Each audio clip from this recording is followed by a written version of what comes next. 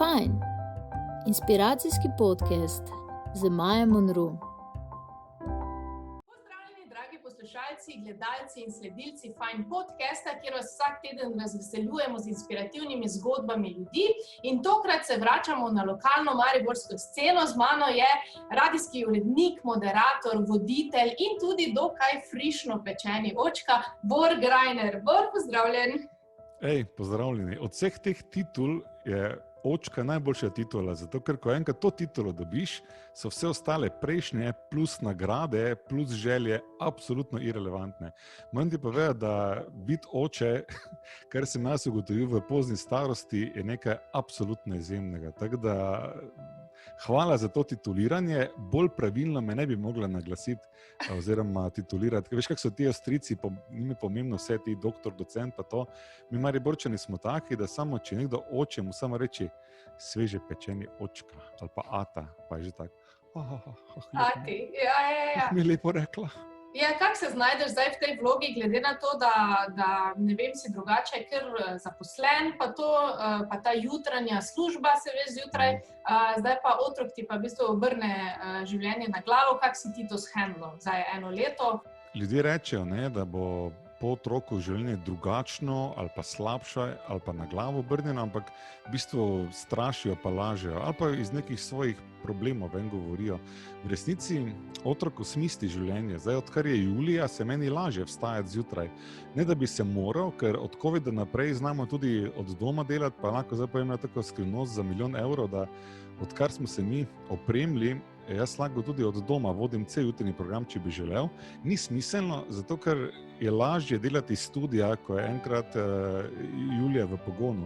Ampak recimo tisto prvo uro ali pa prve pol ure, ko ti rabiš, da priješ k sebi, je pa od doma bistveno lažje delati. In za radio, ker audio preko interneta v 2020 spraviti tukaj dol po ulici preko optike je najmanjša stvar.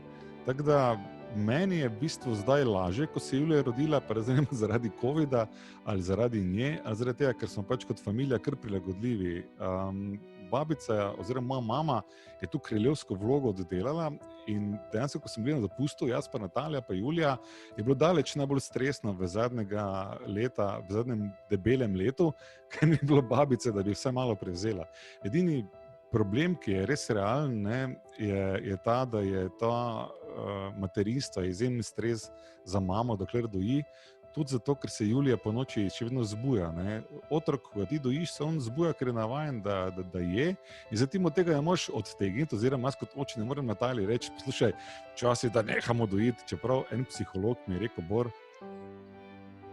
primalo sem, ti moš biti ta, ki prekine dojenje. Pa sem se rekel, vse to razumem in hvala za nasvet, ampak idi ti, Natalija, reči, da neha dojiti, ker se ne bo zgodilo. Tako da je, dejansko je za nas kot družino, da smo se res kot družina formirali tudi v naših glavah, je to eno izjemno obdobje, prečudovito je.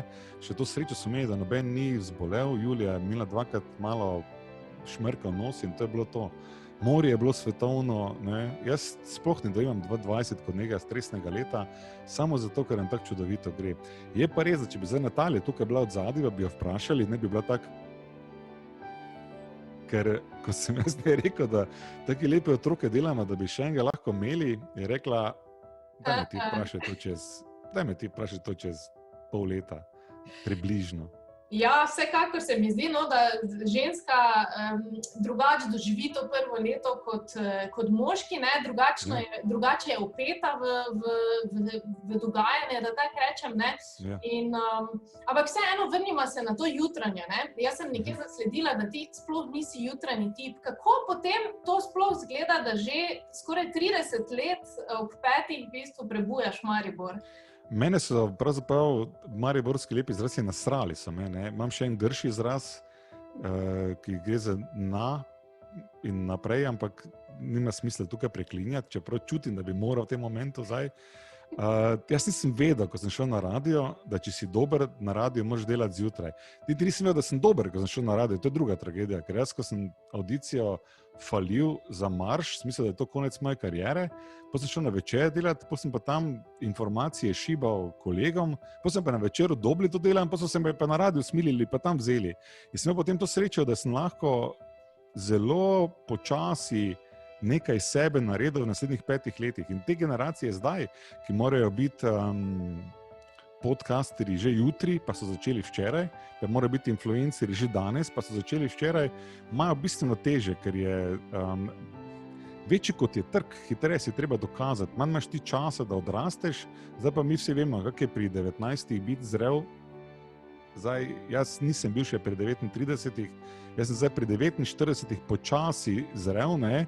Čeprav bo nekdo rekel, da že gnijem tudi hkrati, ampak mlajše generacije nimajo žal tega komforta časa, ker je enostavno trg z informacijsko prepletenostjo rato bolj globalen. Ti z podcastom žal konkuriraš tudi ostalim, ki v angleščini imajo podcast, tako da ni več jezik, ta niša, v kateri se tako ti stisneš, ker je tehnologija nas toliko povezala, da te nekdo zelo hitro primerja z Setom Roganom ali pa s komorkoli od znanih podcasterjev in ni lahko, ne? Jaz ne bom sebi nikoli oprostil te napake, da sem šel na radio, ker verjetno bi tudi izjemen predavatelj, če bi karkoli pametnega doktoriral, pa pač nisem. In tudi svetovni politik, če bi politika bila nekaj, kar bi svet reševalo, samo iz mojega zornega kota politika je samo brezno, kamor optimisti potem poniknejo in zginejo. Da sem pač moral na radio stati in se s tem sprijazniti, da se treba zgodaj vstajati. Hvala Bogu, mi tehnologija v zadnjem času zdaj ta problem malo rešuje. Zato, ker v 2020 je zelo težko ločiti, če si relativno dober radijec, med tem, kaj je v živo, kaj je posneto, kaj je streamano in kaj je zares iz studija. Jaz tega ne slišim, te razlike, tega tudi verjamem, da poprečno uho tudi ne zazna in tudi ni pomembno. Tako da zdaj bi bilo fajn, da vsem zaspancem rečem, 2020 je leto, ko smo ugotovili, da se da delati kariero na radiju, ampak v oklepaju je tudi leto, ko ljudem, ki pridejo na radio, rečem, da bomo mi malo tu en kanal zraven odpreti paralelno. Zato, ker radio ima sicer FM stream, ampak ne kažemo najbolje v tem smislu, ko vidimo, kako se razvijajo ostali produkti. Jaz mislim, da bo imel sicer še neko prihodnost, ampak ni to tako s knjigami. Ne? Se spomnim, da so se za knjige menili, zdaj bo knjige pa crkljene. In knjige ne bodo nikoli umrle, samo se dejansko izdajateljska oblika spremeni. Radio pa ni čisto ista zgodba, ne? Ker tipični radio ti zjutraj pove, koliko je ura, kako vreme je, eno šalo pa zavrti eno skladbo. In jaz sem to za leta razlagal, da to se bo obdržalo, ker tehnologija nam omogoča, da mi to vse na pametnem telefonu zjutraj naredimo, ampak je lažje radio vklopiti. Ampak je veliko vprašanje, ne, kako dolgo bomo mi kot poslušalci tolerirali, da je vsaka tretja ali pa vsaka četrta skladba nam pisana na kožo, zato ker z modernejšimi tehnologijami je lahko čisto vsaka skladba nam pisana na kožo. To je v bistvu vprašanje, kdaj bo Siri tako zanimiva kot Dejan Vedlin, ne rečem kot jaz. Ne. To je ta breaking point za radio. In bi tu rekel, da je to daleč, ampak vemo, da tehnologije znajo presenetiti. Ne. Moče ena epidemija ali pa dve še, pa bomo mi to naredili, ta tehnološki breakthrough. Ja, svet se definitivno hitreje spreminja kot kadarkoli prej, ne? Tudi vse to, kar si povedal, zdaj kaže na to, da si na nek način ti vpadel v ta radijski svet in zdaj na nek način si mogel tudi z njim se spreminjati in tako zdaj praviš, da zaznavaš pač, da je treba imeti odprte oči. Ampak me pa vseeno zanima, res je, da mogoče zdaj v tem trenutku niti to ne bo več toliko pomembno za mlade, ki so v totalno drugem ritmu, v totalno drugem svetu, ampak me vseeno zanima, si ti, kaj si želel kot otrok, recimo, ne? Najbrž nisi računal na to, da boš pristal na radiju, kaj so bile tiste tvoje otroške predstave, kaj bi ti rad v življenju delal? Viš, to je napad, ne? Da rečeš, da stari ljudje nismo relevantni za mlade, zato ker je ena stvar se pa ponavlja zelo spiralno in ciklično, zelo malo napredka. mladi ljudje so polni energije in polni entuzijazma in nimajo niti malo izkušenj in ne morejo razumeti sveta, kot ga razume nekdo, ki je dal skozi to mladostno zaletavost. Ne. Tako da iz mojega zornega kota, jaz sem bil, prednje je bilo moderno biti gamer, ne. In še zdaj nabijam League of Legends, čeprav imam otroka, uspem stisniti 2 meče na dan, tako da jaz zelo dobro govorim govorico mladih ljudi, sem pa star kot zemlja, tako da je moče z mojega zornega kota zdaj moram paziti, da ne zvenim preveč staro, ne? Ampak jaz nisem vedel, da se v meni radio zgodil. Jaz sem preprosto šel nekam in potem se prilagodil. In to se mi zdi, da je mogoče najboljši nasvet za mlajšo generacijo, da zdaj vi niste rojeni v svet, kjer bi vas služba čakala. Vi si morate ustvariti to službo. To pomeni, da ne čaka, da se bo tebi zgodilo nekaj. Preprosto delaj to, kar te veseli, ampak paralelno s tem razmišljaj, kje je monetizacija tega. Ne?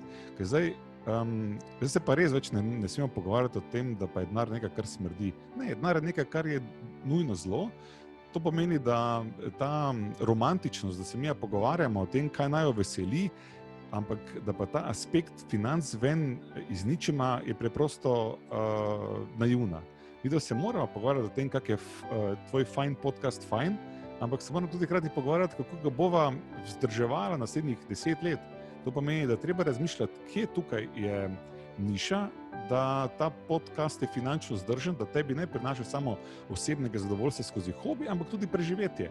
Ker če se ti z nečim ukvarjaš pretežen del dneva, je smiselno, da se ta krog zapre, da to tebi tudi, da ti zdaj se ukvarjaš z podcastom recimo 8 ur na dan, pa še 2 uri delaš, ker moraš preživeti. Ne. Nima to logike. Ne. Treba je takoj pogledati, kje je monetizacija tega početja, ker vemo, da je podcasti so recimo zdaj izjemno rastoč trg, kar pomeni, da če to v Ameriki bilo pred 3 leti trend, bo čez 6 mesecev pri nas. Grdo sem zaokrožil, ker smo običajno še bolj odzadaj, ampak treba opazovati trge v Ameriki pa v Nemčiji in potem razumeti, kje so za nas priložnosti in ne se vstrašiti tega, da je Slovenija trg malih številk. Ne? To pomeni, jaz razumem, da lahko en podcaster živi samo od naročnin, da lahko en youtuber v Nemčiji živi od tega, koliko ima gledalcev. V Sloveniji je pač treba ta pre-roll spot imeti, pa je treba imeti enega sponzora, ker Komotar Minuta, na primer, je dober primer starejšega influencera, ki mu to znese. On ima 2 dobra sponzorja in je zadevo zaprl.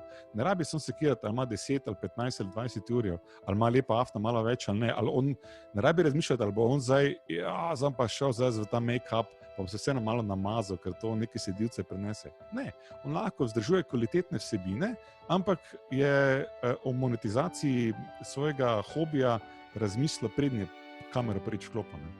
Tu je mogoče en taki mini nasvet za te, ki zdaj razmišljate o tem, kako v svetu medijev nekaj narediti. Radio še vedno ima svojo relevanco, zato ker se oglasi prodajajo, tako da to še vedno ni taka butasta karijera, ker stari radijci počasi zagrejo v penzijo, ampak po drugi strani pa vse, kaj se da spraviti na internet, se da monetizirati tudi v Sloveniji, mogoče ne na identičen način, kot to počnejo, ko ga jaz gledam, Hardware Unboxed ali pa Linus Tech Tips, ker to zgledajo, kot da so v dnevni sobi, so pa to milijonski imperiji. Ne? Ampak tudi v Sloveniji se da to drugače narediti. Ne? Torej, pač je potrebno najti eno podjetje, ki ga zanima to, s čimer se ti ukvarjaš, in enostavno z njimi skleniti eno dobro pogodbo, iskati nove sponzore, imeti recimo 10 drobnih. Različni načini so, ampak da se, gotovo pa ne skozi številke, tako to počnejo recimo na večjih trgih. Ne? No, ampak tak strateško razmišljanje se mi zdi človek pridobi za nekimi izkušnjami pa časom. Ne? Se ti spomniš tega trenutka, mogoče pri sebi, kdaj si začel v bistvu razmišljati mogoče tudi o denarju? Si kdaj sploh razmišljal o denarju, da pač to, kar delaš, mora prinašati tudi denar, ali je v bistvu bilo, ali šele zdaj dojemaš, koliko je denar dejansko vseeno? Jaz celo ne bi rekla nujno zlo, čeprav sem tudi sama dolgo govorila nujno zlo, ne, pač nočem več sploh imenovati zlo, ne, ker se s tem avtomatsko blokiramo potem pritok denarja, ne. Ja, res je. Veš, kak je, to je tako beseda Bog, ne, v določenem delu pogovora je lahko to zelo obremenjena beseda, ne, ampak lahko to samo beseda, ki označuje nekaj, česar mi kot omejena bitja ne moremo dojeti, ker je neomejeno. Ne. Tako je tudi zelo tukaj bila metafora. Jaz sem daleč od tega, da bi bil... Ne bom zašel tukaj v debato levo in desno, ker to šle butasta debata, ker v 2020 se deliti po nekih kriterijih prejšnje generacije je absolutno bedasto, ampak priznam, da bi lahko rekel, zelo ni lepa beseda. Ne? Ampak veš, kak je, ko ti govoriš, ne, rad uporabljaš sočne metafore, zato se pač ne moreš izogniti temu, da bo nekoga zabolelo, ko boš uporabil kakšno besedo, ampak jaz mislim, da je lepše, da ga zaboli in imaš njegovo pozornost, pa potem razčisti ta nesporazum, kot pa da si dolgočasen, zato je pač s temi močnimi besedami tak, ne izogibajte se jih in uporabljajte, ne rabite biti pa za vsako ceno vulgarni, sploh če ta vulgarnost nima potem vsebine, ki je od zadaj. Momenta, kdaj sem se jaz zavedal pomembnosti monetizacije ali pa denarja, pa zdaj bi se ga mogel spomniti, ker je to bilo skoraj predvčerajšnjem. Še enkrat, jaz sem imel izjemno srečo in sem iz hobija prišel na radio in bil dobro plačan, preden sem hotel dobro plačo imeti in se mi šele zdaj, ko imam vse stvari, veš kak je, ko imaš ti kredit odplačan, je vse eno, ali imaš 500 evrov zraven ali nimaš. Ko pa ti kot mlad človek iščeš varianto, kako boš sebi dal streho nad glavo, je pa blazno pomembno, da si dobro plačan. Kdo pa je dobro plačan v Sloveniji? Brez veze. Jaz mislim, da niti ni. Ne? Zato pravim, da si treba pač ustvariti priložnosti sam, pa razumeti, da noben ni obogatel v službi, ko je delal za nekoga. Ne? Vsak je obogatel s temi dodatnimi dejavnostmi. Tako da pač je treba biti prolifičen, treba je biti aktiven, treba je iskati priložnosti, treba se ne strašiti neuspehov, treba iti pa probati pa faliti. Ravno zadnjič mi je rekla Natalija, joj, imam tako dobro idejo, kaj če bi jaz stare srajce kupovala, ali pa ne, oni pošljajo meni staro srajco, bom jaz naredila za otroka nove hlače, ker je to pri Juli dvakrat naredila. Sem rekel, glej, to je svetovno, naredi si spletno stran, pa to, pa ono, ne, pa tako bila, grem dojiti za Julijo. Veš, kaj mislim, tako da je, ni dovolj, da imamo dobro idejo, ne? Treba je vgrizniti v to, da še nihče, v moji generaciji je bilo tak, ne? Še nihče, ki je šel na lastno pot, nima več prostega časa. Ne. So bili pa mogoče malo bolj srečni, ali pa so na neki točki te lastne kariere ugotovili, da pa so neki denar naredili. Ne? Torej, delati za nekoga...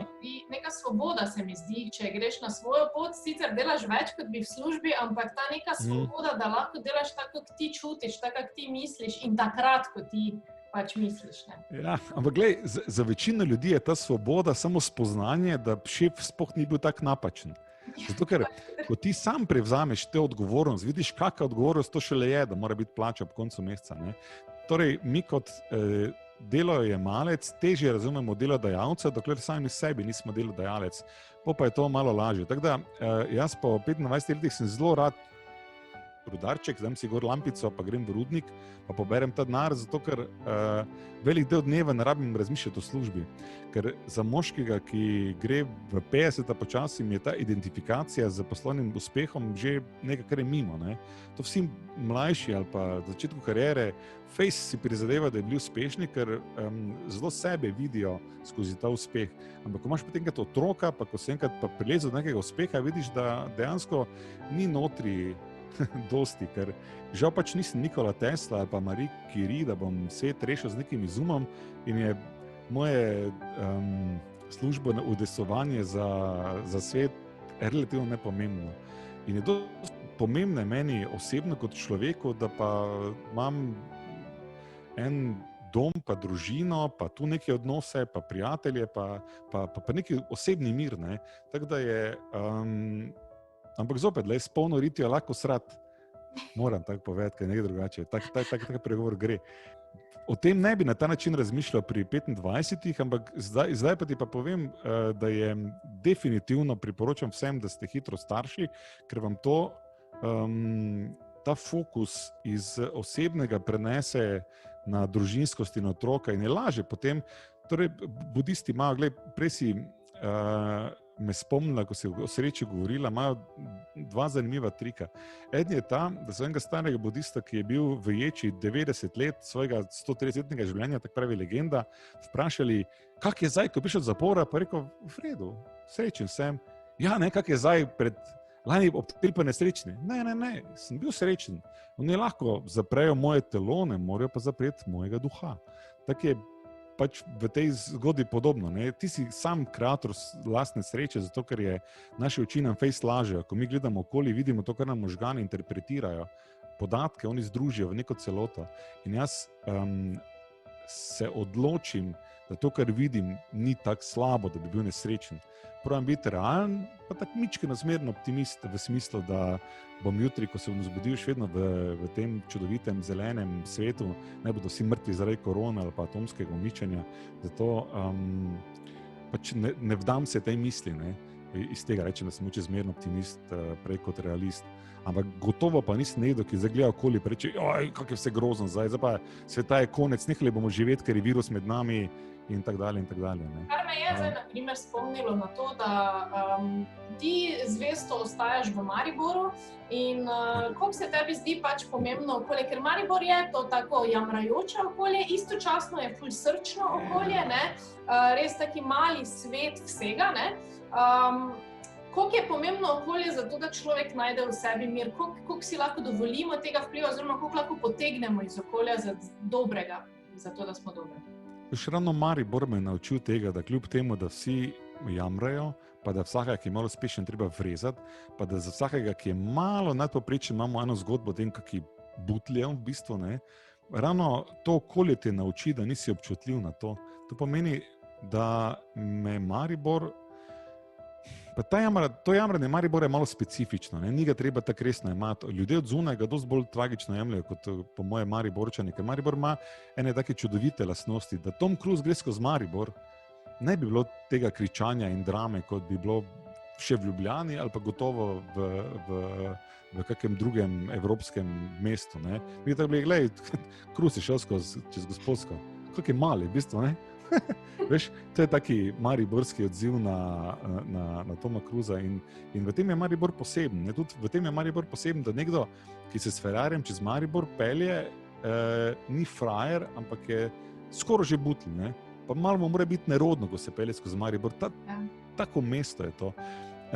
Tako da, seveda, to ima tudi slabi aspekt, ampak tudi slabo vzameš pozitivno, ne? Ker mene je ta pritisk Maribora, da vsi moramo biti poprečni, da vse mora, ne, noben ne sme biti preveč dober, noben ne sme biti preveliki heroj, noben ne sme biti prevelika zvezda, te tudi malo strezni, ne, ali pa te malo naredi bolj človeškega. Ta razmislek, ki sem ga preponudil za tem budističnim naukom, ne, da si ti kreator svoje sreče.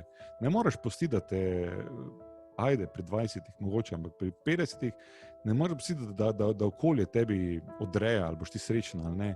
To je absolutno, se mi zdi, slaba strategija in jo odsvetujem. Ne rečem, da ni pogosta, ampak jo odsvetujem. Jaz mislim, da si tako tudi odlično zaključil najin podcast danes, se pravi, pojdite v sebe, dragi poslušalci, opazujte okolje, jemljite dobre stvari, pa vseeno se zavedajte, da ste vi kreatorji v bistvu svoje sreče, svojega zadovoljstva znotraj sebe, tako da to naj bo za danes Bor ostane vaši. To te moram še prekiniti, čeprav si rekel, da te ne smem. To si tako lepo povedala, ne, da skoraj moramo zaključiti z Om mani padme hum ali pozdrav biseru v lotusovem cvetu, kar je pravzaprav duša v tebi. Ker ti si šla v to zdaj nekaj, ne, zato te moram podpreti za to mantro. Tako da, Om mani padme hum. Evo, super. Hvala ti, Bor, za tvoj čas, za ta super inspirativni pogovor in se vidimo na ulicah, ne? Čau. Hvala tebi. Če ste se imeli fajn in želite še več inspirativnih podcastov, se ne pozabite naročiti na naš YouTube kanal, lajkati našo Facebook stran in slediti Fajn zgodbi na Instagramu. Bodite fajn, vsak trenutek v dnevu.